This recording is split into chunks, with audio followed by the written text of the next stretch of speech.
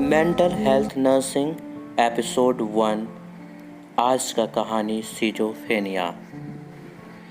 Schizophrenia को अच्छे तरीके से समझने से पहले मैं आपको एक स्टोरी सुनाना चाहूँगा। क्या आप सुनने के लिए तैयार हैं? कहानी है मध्य प्रदेश 22 साल की रिया की। रिया मैं आ गया रिया, रिया रिया को एक ही आवाज़ बार बार परेशान करता है। उसे एक ही आवाज़ें बार बार सुनाई देता है। कहते हैं कि जब उसे कोई खाना परोसा जाता था, वो मम्मी पे शक करती थी, ये खाना में जहर है, वो मुझे मारना चाहते हैं। पर भला एक माँ अपने बेटी को क्यों मारना चाहेंगे? वो किसी पर बिलीव नहीं करती थी। हर इंसान पे वो एक शक की निगाह से देखती थी। उन्हें लगता था लोग उसे मारना चाहते हैं, परेशान करना चाहते हैं, उनका अपना कोई नहीं है। उन्हें लगता था कोई ऐसी ताकतें हैं जो उनके दिमाग को कंट्रोल कर रहा है। वो उनकी परमिशन के बिना ना तो उठ सकते हैं, ना तो सो सकते हैं। एक दिन रिया टीवी देखते हुए अचानक चीख पड़ती है। कहती है कि वो टीवी का एंकर मेरे बारे में बात कर रहा है, वो सब कुछ जान जाएगा, सबको बता देगा, सबको पता चल जाएगा। दूसरों पर शक करना, नेगेटिव थॉट आना, परेशान रहना, आखिर ये सब क्या था? सब कुछ हार मानकर अब फैमिली मेंबर डिसाइड करते हैं कि रिया को क्या करे। किसी के एडवाइस पर उन्हें एक साइकेट्रिक हॉस्पिटल्स में लाया जाता है। जब डायग्नोसिस किए जाते हैं तो पता चलता है कि रिया को एक साइकेट्रिक डिजीज कंडीशन सिजोफ्रेनिया हुआ है। सिजोफ्रेनिया, आखिर ये क्या है? आखिर आज के इस एपिसोड में मिसेस रिया की केस स्टडी को समझेंगे। तो चलिए बढ़ते हैं आगे। इंट्रोडक्शन। सिजोफ्रेनिया। सिजोफ्रेनिया वर्ड का पहली बार यूजेन बुलर ने 1908 ईस्वी में किया था। अगर ग्रीक वर्ड की बात करें तो सिजो का मतलब होता है स्कीजो यानी स्पिल्ड, और फ्रेम यानी कि माइंड।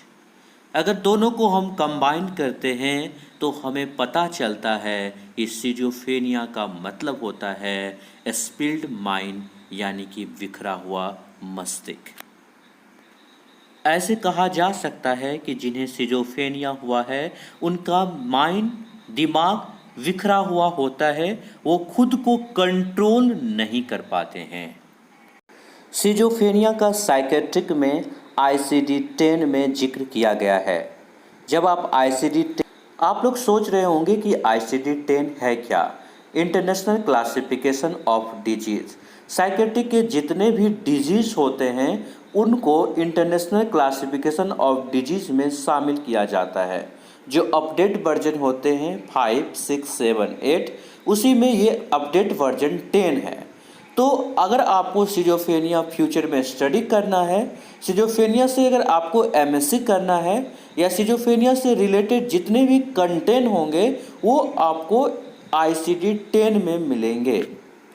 सिजोफ्रेनिया के सारे कंटेंट को ICD-10 में तो आप देख सकते हैं, पर वहाँ आप जाएंगे तो आप F20 से F29 में सिर्फ सिजोफ्रेनिया के बारे में जिक्र किया गया है। F20 का मतलब होता है चैप्टर 20। चैप्टर 20 से चैप्टर 29 में आपको सिजोफ्रेनिया देखने को मिलेंगे। इंट्रोडक्शन के मेन पॉइंट इस तरीके से हैं कि सिजोफ्रेनिया वर्ड को पहली बार यूजेन बुलर ने यूज किए थे। सिजोफ्रेनिया का मतलब होता है स्पिल्ड माइंड, बिखरा हुआ मस्तिष्क। और सिजोफ्रेनिया का हमें अगर डिटेल स्टडी करना है तो हमें ICD-10 चैप्टर F20 से चैप्टर 29 में जाना होगा। तो अगर समझ में आ गया आप लोगों को तो फिर हम आगे बढ़ते हैं। इसकी डिफिनेशन की बात कर लें तो सबसे पहले कहा गया है कि schizophrenia is a psychotic condition. तो सबसे पहले हम जानेंगे कि साइकोटिक कंडीशन होता क्या है। यदि आप मेडिकल सर्जिकल पढ़ते हैं तो आपको पता होगा कि वहाँ पर भी कुछ डिजीज कंडीशन को कैटेगराइज किया गया है। जैसे हार्ट से रिलेटेड डिजीज कंडीशन को कार्डियोवैस्कुलर सिस्टम, रिस्पायरेशन से रिलेटेड डिजीज को रिस्पायरेटरी सिस्टम, इस तरीके से कैटेगराइज वहाँ किया गया है। ठीक उसी तरह मेंटल साइंस में भी हर डिजीज कंडीशन को अलग अलग सिस्टम के साथ कैटेगराइज किया गया है। जैसे कि यहाँ पे आप साइकेट्रिक कंडीशन देख रहे हैं, तो आगे आने वाले वीडियो में आप neurotic stress disorder, mood disorder, इस तरीके से साइकेट्रिक डिजीज कंडीशन को भी कैटेगराइज किया जाता है। यहाँ साइकेट्रिक कंडीशन का मतलब होता है कि साइकेट्रिक कंडीशन यानी कि साइको। आपने बहुत बार साइको वर्ड तो सुना ही होगा। साइकोटिक कंडीशन का मतलब होता है कि एक्सेस लेवल का आदमी का मेंटल डिसऑर्डर हो जाना। ये थिंकिंग से रिलेटेड प्रॉब्लम होता है, जहाँ पे ऐसे पर्सन एक साइकेट्रिक हॉस्पिटल में ही पाए जा सकते हैं। इन्हें सोसाइटी में एग्जिस्ट कर पाना और एक आम इंसान के साथ रह पाना डिफ़िकल्ट है। ये मेंटल साइंस के ये सबसे डेंजरस और सबसे एक्सेस लेवल का मेंटल इलनेस देखने को मिलता है। तो जहाँ पर आप साइकोटिक कंडीशन देखें तो ये समझने का प्रयास करेंगे यह थिंकिंग से रिलेटेड है और ये एक्सेस लेवल का मेंटल इलनेस है। नेक्स्ट पैराग्राफ को देखिए। यहाँ पे लिखा हुआ है कि characterise by a disturbance in thinking, emotion, violation. Thinking disturbance का मतलब है कि पर्सन के अंदर जो सोच होगी वो निगेटिव होगी। अजीब अजीब तरह के सोच या थॉट जनरेट होते रहेंगे। एक शक का प्रॉब्लम होता है, जैसे कि लोगों पे शक करना, ये सा लगना कि लोग उसे परेशान करना चाहते हैं, मारना चाहते हैं, और अजीब तरीके से बार बार ये सोच आते रहते हैं।